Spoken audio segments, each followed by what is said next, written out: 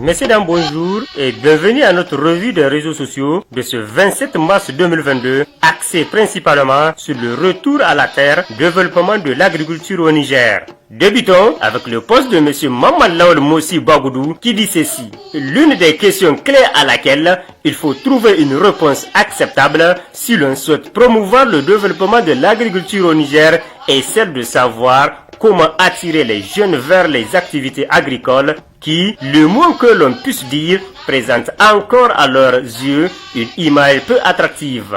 Au Niger, les jeunes ruraux, majoritairement non scolarisés, ne rêvent pour la plupart que d'exode vers les grandes villes. Les jeunes urbains, scolarisés ou pas, ne cherchent que les travaux de bureau. Il faut reconnaître qu'on leur montre rarement des exemples de réussite dans le secteur agricole.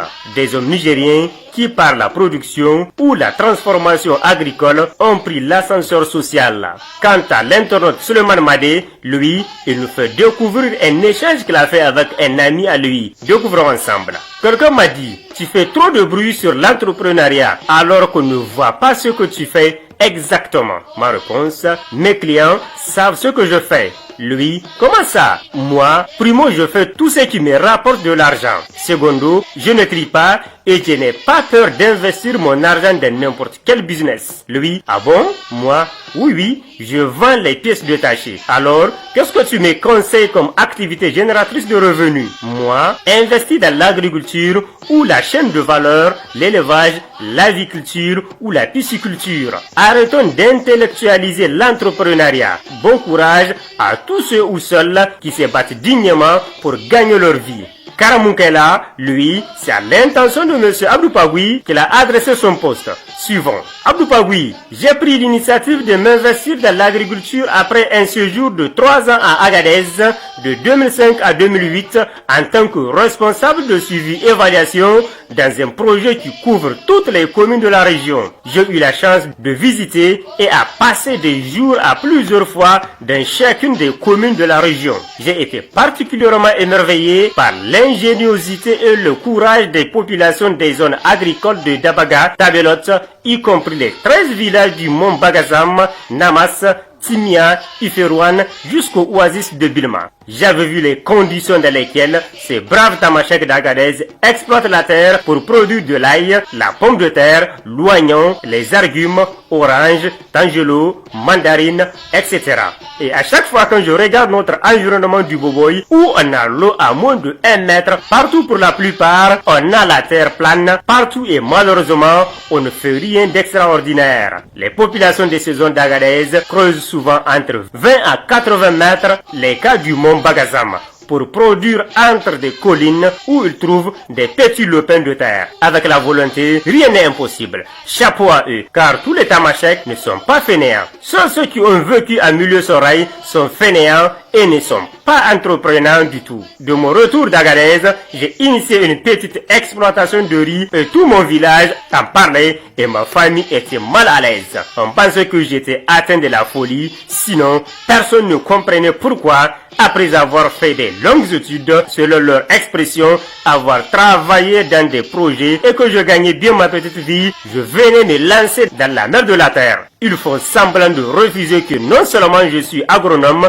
mais que c'est une passion que j'aime réaliser sans calcul souvent.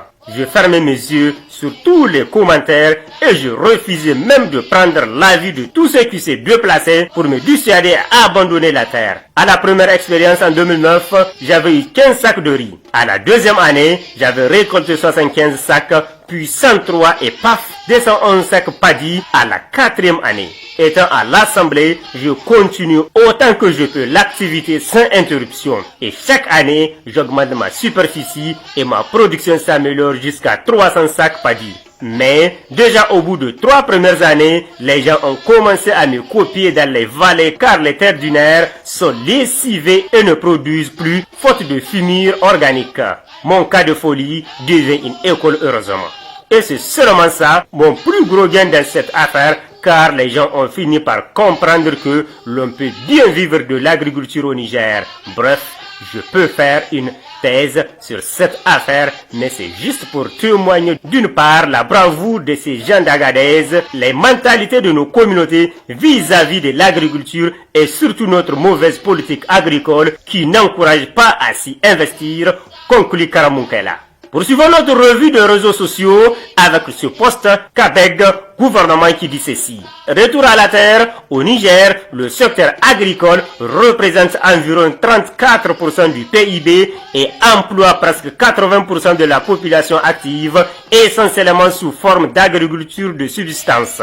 La gestion durable des terres est définie comme l'utilisation de ressources des terres incluant les sols, l'eau, les végétaux et les animaux dans le but de produire des biens et des services permettant de satisfaire les besoins humains changeants tout en préservant le potentiel productif à long terme de ces mêmes ressources et le maintien de leurs fonctions environnementales. La CAPEG a initié l'étude sur les perceptions des populations sur les actions de gestion durable des terres pour tenter d'apporter des éléments de réponse à cette thématique dans ce contexte de changement climatique. La présente étude se penche ainsi sur la production de connaissances permettant de mieux appréhender la pertinence des approches et actions de restauration des terres agro-silvopastorales en lien avec la résilience socio-économique et environnementale. De manière spécifique, l'étude vise à recueillir les perceptions des acteurs sur les résultats des actions, à étudier les résultats d'un échantillon de sites en termes de bénéfices environnementaux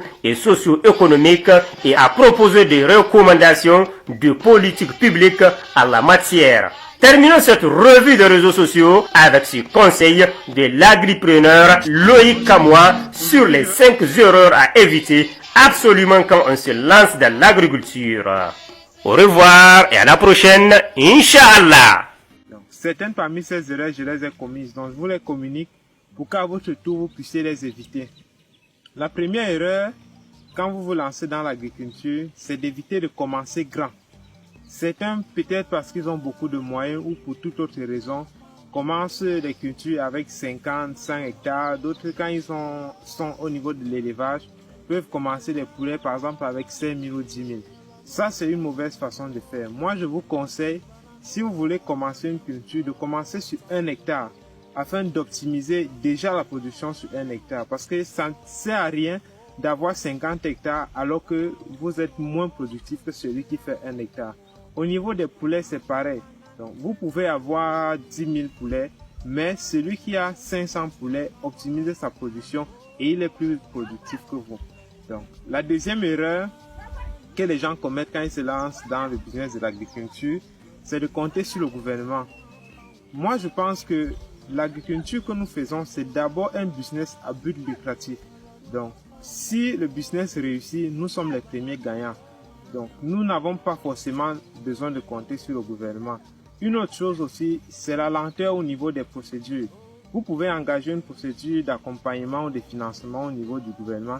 Et puis, ça prend 2 ans, voire 3 ans pour qu'on puisse vous financer, au cas où on vous finance. Donc, si vous comptez sur le gouvernement pour pouvoir lancer votre projet, vous pourrez, après 2 ans, 3 ans, n'avoir même pas encore commencé. Donc, commencez votre projet. Si entre-temps, vous avez un accompagnement du gouvernement, tant mieux. Mais si vous n'avez pas, continuez votre projet. La troisième erreur que beaucoup commettent, c'est de faire le business de l'agriculture à temps partiel.